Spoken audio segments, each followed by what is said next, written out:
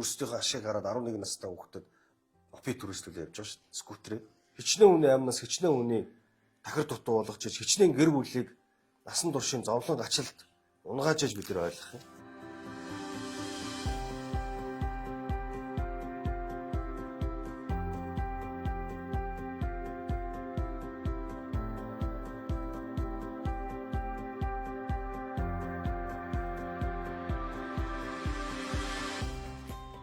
Би нэг л зарчим байсан шүү дээ. Одоо хэдүүлээ ажил арга хэмжээг нь зохион байгуулалтанд ороод хувийн хвшлүүдтэйг нийлээд нэг зохион байгуулалтанд орохж үзнэ.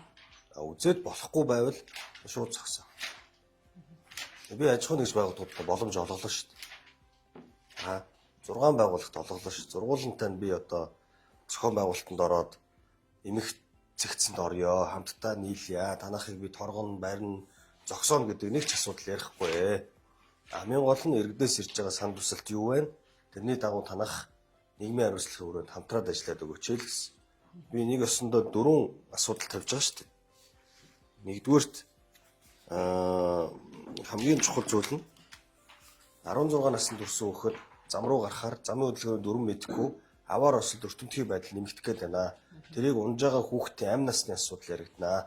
Тэнд замын хөдөлгөөнд оролцож яваа автобус нэгдүгээр игнэгээр зорчиж яваа жолооч автоэрийн осол үйлдэх хүний амь нас эрсдүүлэх юм эрсдэлтэй зүйл байна. Тийм учраас 18 наснд хүрсэн замын хөдөлгөөний дүрм мэддэг жолооны өмнөлттэй ийм хүмүүсийг онуулж өгөөч гэсэн би ийм шаардлагыг одоо уриалгыг гаргаж байгаа. За дээр нь би энэ километр цагийн хурдыг зохион байгуулалтанд оруулж болдгүй юм бол өөр дундаж хурдыг нь 15 байлгавал болох юм уу болохгүй юм. Гэрэн дээр 20 байдаг юм байгаас нийгмийн хариуцлагын хүрээнд тэгвэл 15 болгол боломжтой боломжгүй. За гуравт нь энэ парклах ажлууд чинь зохион байгуулалтгүй болчиход шүү дээ. Бид нар ингээд энэ хэсэгт нь парклаараа гээд нэгдсэн зохион байгуулалтыг энэ аж ахуйн нэгжүүдэд тохирсон. Тэгсэн энэ тохирсон байршлуудад энэ хүмүүс чинь парклахгүй шүү дээ. Ашгаа бодоо. 11 настай хүүхдийг унуулж байгаа гэдэг чинь ашгаа бодож байгаа арчаагүй үйлдэл хийж шүү дээ аж ахуйн нэгжүүд. Тэр паркинг дээр нь бидний төлөвлөсөн байгаа паркинг дээр авчиж тавилах орон зайг нь бэлдээд өгч хэлдэг. Өнгөрсөн жилээ бодвол манай иргэд бүр ийм юу болсон байл шүү дээ. Их тийм зөв болсон байл шүү. Зарим нь бүр ингээд парклах хэсгээр аваачаад бүр ингээд хойш нь ингэж ухраагаад ингэж тэгшлээд явган хүний зам дээр тэглэхгүйгээр ингээд зохион байгуулалтанд ордог. Өөрсдөө ийм одоо юмд хөвшөж сууж байгаа байхгүй. Гэтэл зарим нэг нөхдүүд нь яаж ийм нөхлөөр их тавны гүүрэн дээр парклах боломжийг нь олгоод өгч байгаа. Нарны гүүрэн дээр зогсох боломжийг нь олгоод өгч байгаа. Гэхдээ энэ аж ахуйн нэгжүүдийг хариуцлага тооцолдог.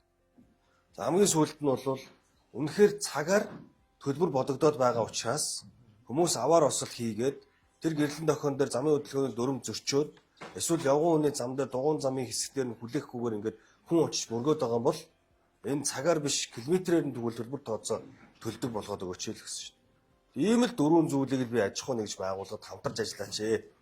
Тэгээд ингээд уриалга гаргаж байгаа шүү дээ. Энийг л та ажил бол хэрэг болгоод өгөх.